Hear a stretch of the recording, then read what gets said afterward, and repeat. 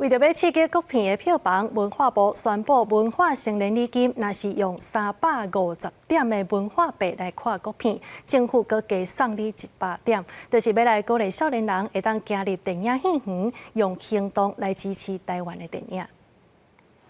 第60届金马奖拄结束，疫情过后，国片一出接一出放映。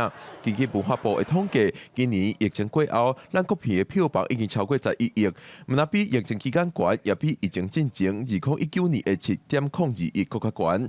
把做过金马奖评审的影评人士张树达表示，观察过来一位最佳剧情片的关于我甲鬼变成家人迄件事，会使讲是近期上欢迎的国片，官方票房数字有3.6亿。是它刚好很成功的融合了几种不同的类型，譬如里面有爱情，也有恐怖或民俗的题材，但是同时又切合了关于同婚这个时事的议题，但是它将这几个议题或类型融合得很圆融，而观众也同时看到了这个原创性，它的卖座是远远胜过了同期的像是漫威这些好莱坞大片。张树达认为，国片愈来愈多元，有走向类型电影的新方向，以强烈风格成观众的目睭，部分观众也真有感觉。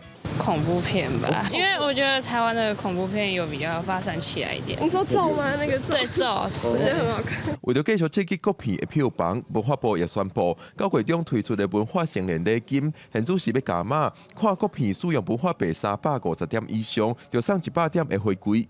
金马是不是刚出来名单，就会想要去看有得名的吧？不是有一个今年的金马女演员，那个12岁还是10几岁的那个？就很想去看。国片票房提悬，但是金马60最佳剧情片上大奖是由日本的电影《九门》得奖。张树达讲，现在是通看出国片发展方向，外向观众会介意的口味。但是台湾也已经真久无出现亲像1980年代新浪潮时期的艺术片。伊讲，说落来台湾敢有法度拍出票房好、艺术内涵也通得奖的电影，是未来电影产业的挑战。记者郭文夏桂林台北报道。